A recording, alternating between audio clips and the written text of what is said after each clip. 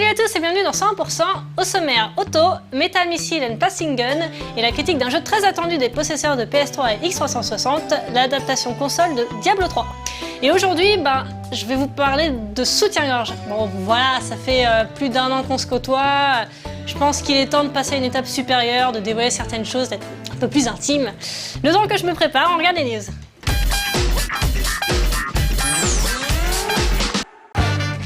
Eldritch est le premier jeu développé par le jeune studio Minor Key Games, qui n'est pas composé de novices puisque les deux développeurs ont auparavant travaillé pour 2K, notamment sur BioShock 2 et Borderlands. Eldritch est ce que l'on appelle un FPS roguelike, c'est-à-dire des niveaux générés aléatoirement et en principe une difficulté plutôt hardcore. Le jeu est également inspiré par l'univers de Lovecraft et votre but sera d'explorer et fouiller des niveaux tout en éliminant les monstres sur votre route. Le style graphique, lui, semble particulièrement rétro. Le titre est actuellement sur Steam Greenlight. Il est prévu pour être disponible le 21 octobre, mais une version bêta devrait voir le jour avant la fin du mois. Voici un nouveau trailer de la part d'EA sur le prochain Need for Speed. Principalement centré sur la customisation des véhicules, on y découvre que le joueur pourra tout modifier à sa guise. Des jantes aux plaques d'immatriculation, en passant par les autocollants. Bref, il y aura de quoi faire. Il sera aussi possible de modifier les performances du véhicule afin d'échapper plus facilement aux forces de l'ordre. D'ailleurs, si vous décidez de représenter la loi, les couleurs noires et blanches seront indispensables. Vous pourrez cependant choisir parmi plusieurs gammes de véhicules en fonction de votre style de jeu. Nul doute que cela influera sur votre efficacité à recadrer les conducteurs récalcitrants. Enfin, mauvaise nouvelle pour les possesseurs de Wii U, puisque NFS Rivals ne verra pas le jour sur cette console. Le producteur exécutif du jeu, Marcus Nilsson, a déclaré que les retours financiers seraient trop légers et que l'équipe n'a de toute façon pas envie de travailler sur ce portage. À se demander si EA aurait une dent contre la console de Nintendo. «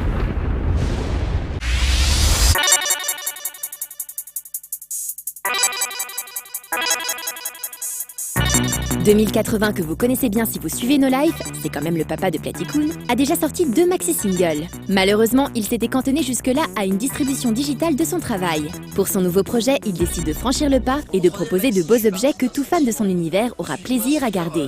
Mais pour cela, il doit passer par la case Kickstarter, et c'est là que vous intervenez. Il a déjà rempli plus de la moitié de son objectif, alors qu'il lui reste 22 jours pour boucler son financement. Pour son nouveau disque, il collabore avec Julie Watai et Toxic Avenger notamment. Il a aussi reçu un coup de main de la part d'Eric Chahi. Le créateur d'Another World lui permet d'utiliser le logiciel qu'il a développé en personne pour créer les cinématiques de son titre mythique. Ça donne de suite envie de voir le clip que ça peut donner, non? Pour ceux qui sont de cet avis, ils ont encore quelques jours pour décider de filer un coup de pouce aux musiciens et d'encourager cette édition physique. Grâce à vous, merci de me suivre et à bientôt.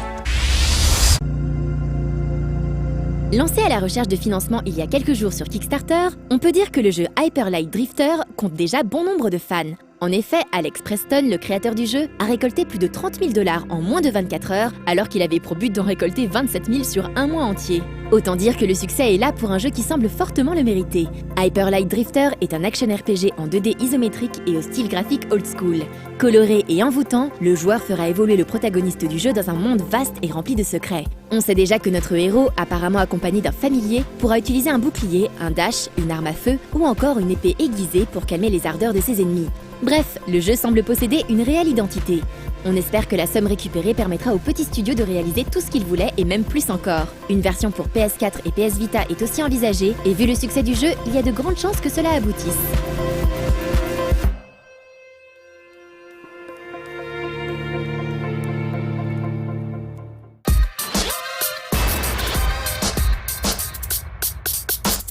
Non mais vous avez quand même pas cru que j'allais vous parler de mes soutiens-gorge à moi, oh, c'est personnel ça, en plus pour ce qu'il y a à remplir, enfin bon. Est-ce que le terme Men's Bola vous dit quelque chose? Men's pour homme et Bola soutien-gorge. Les Men's Bola, ce sont des soutiens-gorge pour hommes, c'est un phénomène qui se développe depuis plusieurs années au Japon, et pas qu'au Japon, même dans plusieurs pays du monde. La première fois que j'en ai entendu parler, c'était en 2010, et je me suis demandé pourquoi les hommes voudraient-ils porter des soutiens-gorge. Il y a plusieurs raisons, mais d'abord, on regarde Auto. Every day, yeah, yeah, yeah, yeah. Every day, yeah, yeah, yeah, yeah.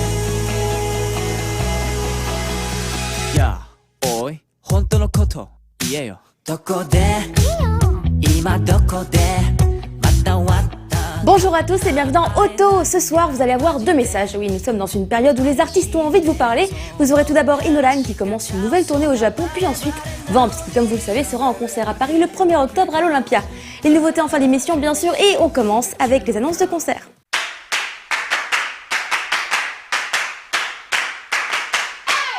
On commence les concerts avec Polysix qui sont encore en tournée pour quelques jours. Ne les ratez pas et surtout profitez des dates où ce téléphone se vient les rejoindre en première partie. Ça va être disco, croyez-moi. Le mannequin Hikari vient s'ajouter aux artistes présents au Tokyo Crazy Kawaii.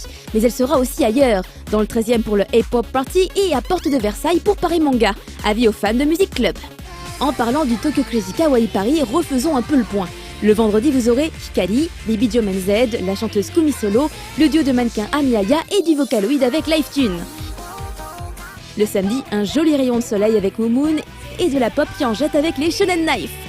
Et enfin, le dimanche, vous retrouverez à nouveau Hikari, les Bidyomen Z, le groupe de rock Spire et une chanteuse dont on attendait fortement le retour, Tsuchiya. Vous ne vous ennuierez pas là-bas, ça c'est sûr. Arrivé en octobre, on retrouve nos 2 vampires préférés qui n'ont plus grand-chose de suceurs de sang. Ils vous attendront à l'Olympia le 1er octobre. Si vous avez apprécié la performance de Kawashima Anam à Japan Expo, vous serez content d'apprendre qu'elle sera de retour à Paris en octobre pour 2 dates. Le 2 au Kawaii Café à Paris et le 3 au Café Les Trois Arts. On termine avec Leina Kitada qui vous a sans doute marqué par ses quelques phrases en français dans son clip I Don't Know. Elle sera en concert à Paris à la Maison de la Culture du Japon le 11 décembre. Daylight, it's welcome to the door. ノーライフをご覧の皆さん、こんにちは、今です。私の名はですね、今、ツアー2013、ソロツアー、勉強バンドで、リハーサルの最中です。あと1週間ぐらいで、ツアーに行くところ、いい感じに、リハーサルは進んでいます。それでですね、メイキャーバンドのツアーでは、シングルを、会場限定で発売しようと思ってます。タイトルは Something About You と、あともう1曲、ブラックペアゴットっていう曲なんですけど、その、PV、ミュージックビデオが、完成しました。この後見てもらえるんですかね。見てもらえますかね。はい、本当にこの曲は、いろいろディエプスとか、ルナシーとか、もちろんソロとかを作る間に、できた曲で、いろんな本当に思いが詰まった曲で、とてもいい曲が仕上がりましたので、皆さん聴いてください。またこうフランスにね、去年フランスに行ったんですけど、すごくみんな温かくて、絶対フランスに踊りたいと思ってるんで、待っててください。必ずまたフランスに行きます。そんな感じでもらいました。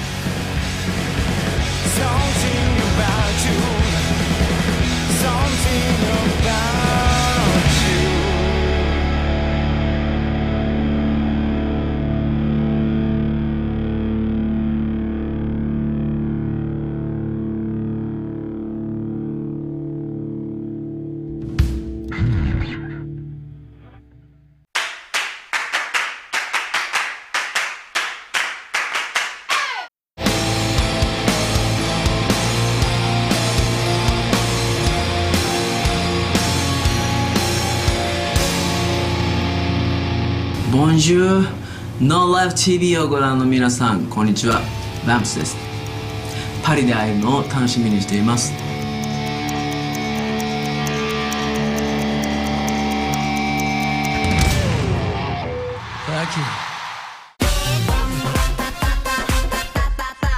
Oh my god. Ça y est, c'est la fin de l'émission. Il est temps maintenant de regarder les nouveautés qui entreront en rotation sur nos lives juste après le J-Top samedi soir. Cette semaine, vous retrouverez les Who's the Beach en pleine réflexion dans la forêt, Akai Lemon Tea qu'on pourrait traduire par thé au citron rouge qui date de 2011. On reste dans le rock avec les Yellow Studs et leur excellent clip Break, un clip qui donne envie de tout casser. Encore du rock cette fois avec les Flips et un de leurs anciens clips, Karatoniago, un rythme fou et une énergie d'enfer qui va vous emporter. On repart en 2010 avec le clip Yotsuba Sagashi no Tabibito du groupe Galileo Galilei. À mi-chemin entre la pop et le rock, voici une jolie petite chanson. Allez, cette semaine, encore un petit Momoon. Ils seront en concert ce week-end et pour vous mettre dans l'ambiance, vous aurez Tomodachi Koibito. On repart sur du rock avec le groupe Tashka et leur clip Kamisama no Isu qui veut dire la chaise de Dieu. Usagi no Namihei revient avec son groupe Shoujo Q. Voici leur deuxième titre Yoru no Kuchizuke qui fait un peu moins Gegege no Kitaro que le précédent. Aoi Air est également de retour avec Cobalt Sky. Il s'agit de son 4e single et pour une fois il n'y a pas de tie-up avec un animé puisque cette chanson sert de générique à une émission de télé. Vous l'avez déjà vu dans Ami Ami Idol samedi dernier, c'est Ai no Gundan des Morning Musume. C'est la B-side de leur dernier single en date qui a bien marché dans les charts. Et enfin, il y aura Yume Be The Light de GTS. Je sais pas si vous vous souvenez d'eux, j'avais fait un pick-up sur leur premier album No Reason. Et bah là, le groupe vient de signer en major chez Universal et sort son nouveau mini-album Yume Be The Light. C'est l'électro très club, c'est évident qu'on peut danser dessus et vraiment plus j'écoute leur musique et plus j'adore. Et en plus, leur clip est très classe. Je vous laisse vous faire votre propre idée, je vous fais des gros bisous à la semaine prochaine. Bye!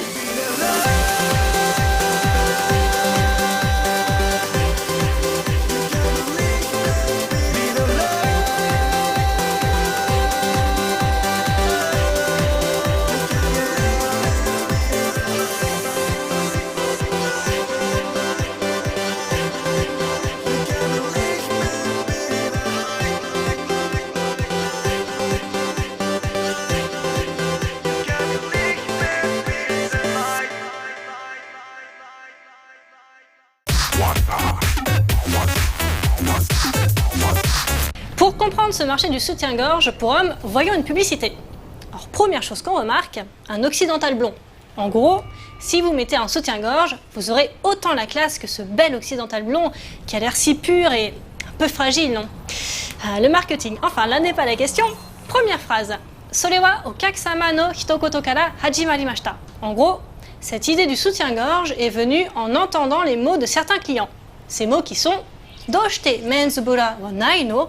Pourquoi n'est-il pas de soutien-gorge pour hommes? Doshite te, sore wa hitsuyo nai kara. Pourquoi?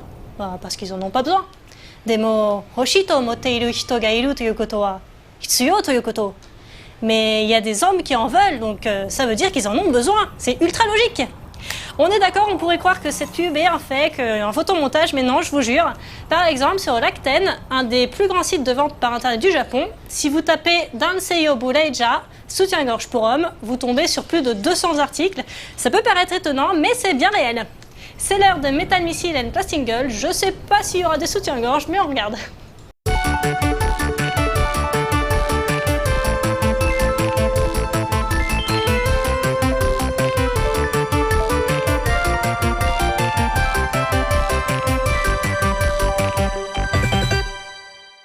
Bonjour tout le monde et bienvenue pour ce nouveau numéro de Metal Missile et Plastic Gun. Aujourd'hui, la suite, donc le Goldorak, le SRC de Goldorak, sorti beaucoup plus récemment que celui que nous avons vu dans les deux précédents numéros. Avec au dos des plans de l'objet en action. Et quelle action? Nous allons l'ouvrir. Présentation classieuse et pratique comme toujours. On peut déplacer le conditionnement pour vous montrer les différentes pièces, mais on ne vous les montrera jamais mieux qu'en sortant l'objet de la boîte. Voici la bête. Grandizer, alias Goldorak, connu dans notre beau pays. Une sculpture nouvelle et différente, un peu plus épaisse, un peu plus costaud, notamment au niveau des jambes. Je ne sais pas si vous pouvez le constater, mais il a de solide, il est bien appuyé, c'est le moins qu'on puisse dire. La majeure partie du jouet est en métal. On peut bien sûr l'articuler. Là aussi, faisons un silence religieux pour entendre ce bruit béni. Ah, le cliquet Bandai, qui assure, qui au cas où il y aurait des gens qui en doutent encore, une stabilité à toute épreuve. Contrairement au Soul of Shōhokin, le GX04 qui avait les lames des fulguropoints qui étaient en plastique souple pour permettre donc de ne pas entraver l'articulation. Ici, au-dessus de l'intérieur du creux poplité du coude, les lames sont articulées par un ball joint, c'est-à-dire que vous pouvez les relever pour pouvoir plier le bras de Goldorak au plus haut point. Visiblement, dans SRC, Bandai a tenu à accentuer le visuel de l'objet. Et là où auparavant on lançait des missiles, maintenant ils ont lancé l'effect part, c'est-à-dire que dans la boîte, on trouve des effets qui permettent de recréer des actions faites par Goldorak. Donc ici, vous voyez le Rocket Punch Effect, c'est superbe. Donc le feu de lancement, le feu de propulsion du fulguropoint lui-même et la fumée. Pour ce faire, vous séparez les points articulés de Goldorak, vous les enlevez, et ensuite vous prenez les points lancés de Goldorak. Là aussi, c'est un peu petit, mais si on y regarde de plus près à l'intérieur, on peut distinguer le détail des doigts fermés de Goldorak, donc c'est très très bien, comme toujours.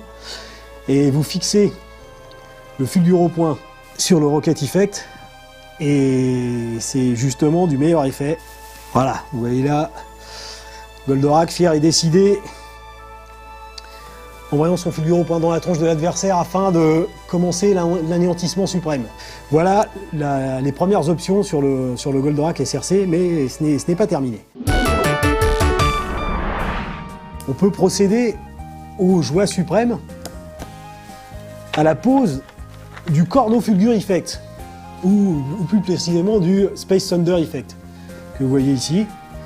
Donc pour ce faire, pendant quelques minutes, c'est un mauvais moment à passer, mais on enlève les cornes de Goldorak et on fixe le Space Thunder Effect. C'est un jouet qu'on peut manipuler pendant 1h30, voire 2 heures, sans se rendre compte du temps qui passe, tellement les possibilités qu'il offre sont multiples. Ensuite, on peut de nouveau retirer le Space Thunder Effect, remettre ses cornes rapidement à Goldorak pour passer à la suite, c'est-à-dire les Astéro H. Donc dans un premier temps, les Shoulder Blades peuvent s'enlever. Comme sur le GX04, elles épousent la forme des épaules de Goldorak. Pour être raccord, il faut bien sûr les enlever pour ensuite faire intervenir l'Astéro H elle-même. L'Astéro H que voici. Alors dont les croissants sont peut-être un peu plus larges que sur l'Astéro H du GX04. Là, ici, les manches ne sont pas souples, donc il faut les manier avec beaucoup de soin. Bon, les lames sont amovibles, donc ça, c'est quand même suffisamment bien fait pour permettre justement des placements intéressants. Voilà. Donc on met les mains qui saisissent. Voilà, lui aussi est magnifique. Donc libre à vous et à votre imagination de trouver de multiples positions pour exprimer la puissance de notre idole.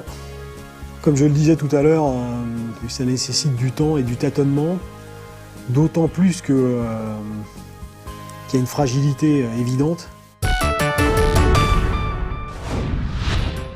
Voilà, nous avons fait un petit tour des possibilités du Super Robot Shoryuken de Goldorak, qui est sorti récemment, il y a, me semble-t-il, 2 ou 3 mois, et qui au niveau du prix est beaucoup moins onéreux que le GX04. Donc si vous n'avez pas la possibilité de vous offrir le fantastique GX04, vous pourrez toujours vous consoler avec cette mouture récente et superbe à la fois.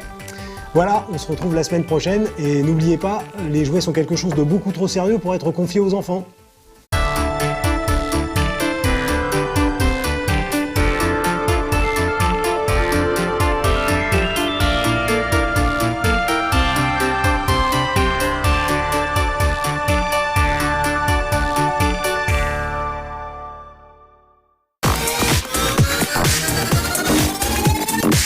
On a demandé aux hommes ce que ça leur apportait de porter un soutien-gorge, et ce qui revient le plus dans les réponses, c'est le mot anshin, la sensation de sécurité. Tsukeruto anshin. Quand je le porte, je me sens rassuré, protégé. Les hommes aussi veulent ressentir cette sensation de maintien au niveau du buste. Certains disent que l'utilité se fait particulièrement ressentir quand ils font du sport. Leurs pectoraux sont bien maintenus. D'autres disent que ça redresse leur posture. Pour certains, ça permet de cacher des tétons un peu trop voyants sous une chemise.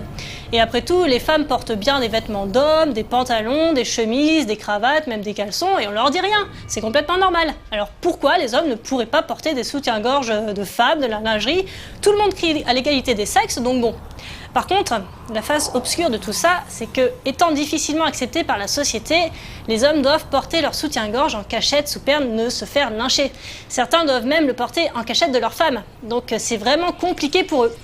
On termine enfin avec la critique de Diablo 3. Ça, la société accepte qu'on y joue sans se cacher, y a pas de souci.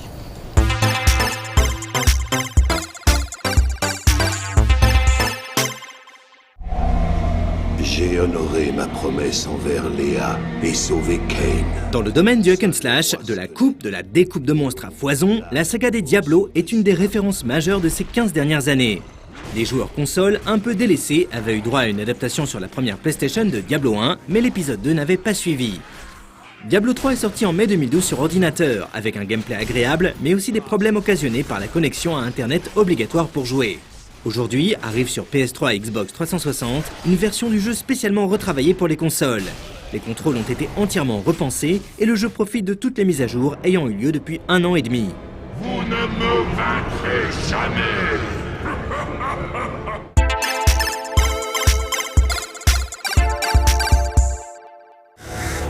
Et les armées de lumière et d'ombre s'affronteront par-delà l'éternité. Les jeux Diablo prennent place dans un monde d'heroic fantasy à tendance gothique nommé Sanctuaire. Ce monde connaissait une guerre incessante entre l'enfer et le paradis, jusqu'à ce que les partisans des deux côtés, là du conflit, créent le monde de Sanctuaire. De leur union sont apparus les premiers humains, les Néphalem, qui possèdent le potentiel de surpasser aussi bien anges que démons. Le premier Diablo voyait un courageux aventurier venir en aide à la ville de Tristram, où de sombres machinations se tramaient dans une corruption profonde. C'était la première rencontre des joueurs avec Diablo, un des 3 démons majeurs des enfers et accessoirement le seigneur de la terreur. Diablo 2 voyait d'ailleurs son retour et montrait qu'il était difficile de s'en débarrasser. Des moyens drastiques avaient dû être employés et Tyrael, l'archange de la sagesse et allié des Néphalem, avait choisi à la fin du jeu de détruire la pierre de monde, ouvrant ainsi les portes entre les 3 mondes. Dans Diablo 3, le mal est de retour à la nouvelle Tristram et le joueur devra incarner l'une des 5 classes pour tenter cette fois d'en venir à bout. On trouve le barbare et le moine, adeptes du corps à corps, le chasseur de démons, attaquant à distance, et le mage, ainsi que le sorcier docteur qui font appel à la magie. Chacune de ces classes utilise une ressource qui lui est propre. Le barbare va, en se battant, générer de la fureur qu'il pourra utiliser pour déclencher des attaques plus puissantes. Chacune de ces classes disposera d'attaques spécifiques et il sera possible à tout moment de sélectionner celle que l'on voudra pouvoir utiliser en combat.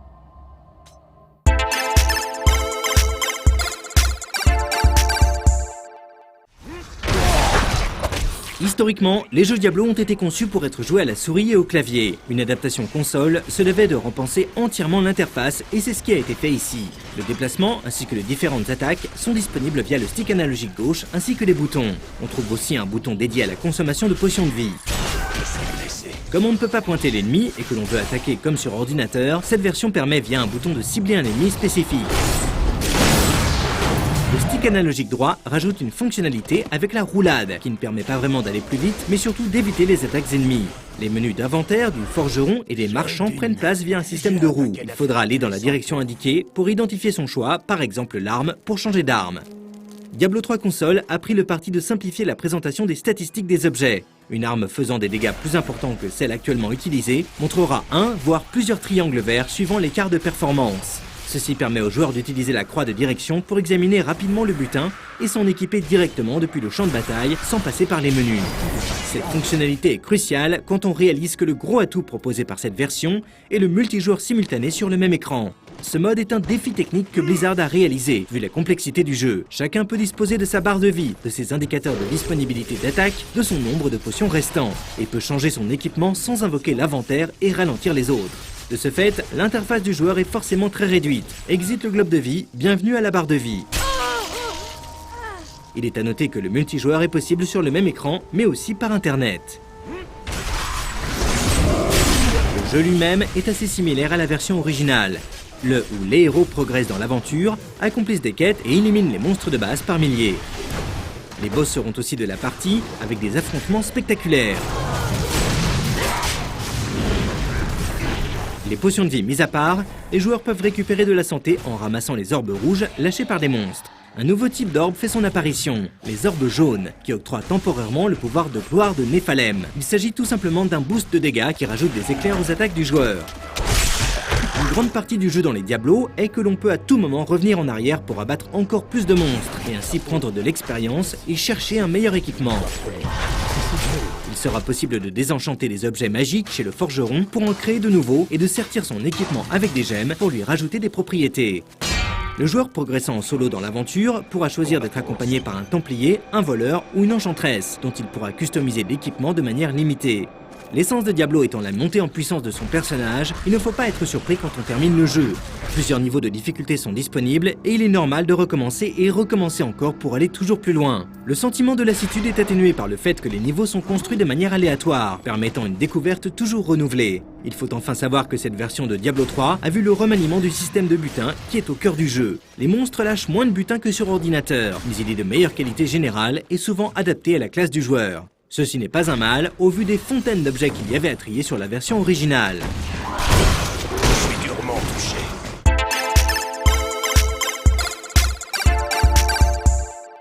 Je ne sens rien de maléfique en toi. Diablo 3 sur console est une initiative intéressante de la part de Blizzard. Contrairement à la version ordinateur, il ne nécessite pas de connexion permanente à internet pour jouer. Mais qui es-tu? On évite ainsi les problèmes comme les embouteillages des serveurs à la sortie ainsi que le lag lors du jeu solo. Diablo 3 sur PC et Mac inaugurait un système officiel d'hôtel des ventes entre les joueurs, avec même une version dédiée en monnaie réelle permettant d'acheter et de vendre des objets du jeu contre des euros et des dollars. Dans la version console, l'hôtel des ventes n'existe tout simplement pas. Il faut savoir que cette version s'insère dans un processus d'évolution du jeu. Diablo 3 ordinateur n'a en effet pas cessé d'évoluer depuis mai 2012. Le système de butin a été notamment repensé de nombreuses fois, et un nouveau remaniement est prévu avec la future extension Reaper of Souls qui promet de multiples améliorations. La version console hérite des problèmes de fond de Diablo 3, comme son scénario pas franchement épatant ou bien ses salles aléatoires finalement assez prévisibles. Mais elle hérite aussi du meilleur, comme un système de jeu très solide et une jouabilité qui possède indéniablement la touche Blizzard.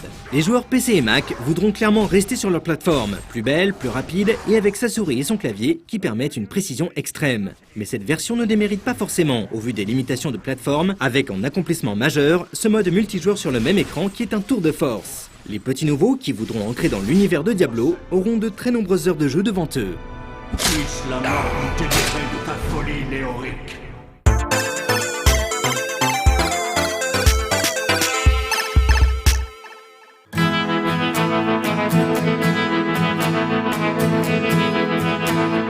Les soutiens-gorge pour hommes, c'est juste un détail, il y a toutes sortes de lingerie, des culottes, etc.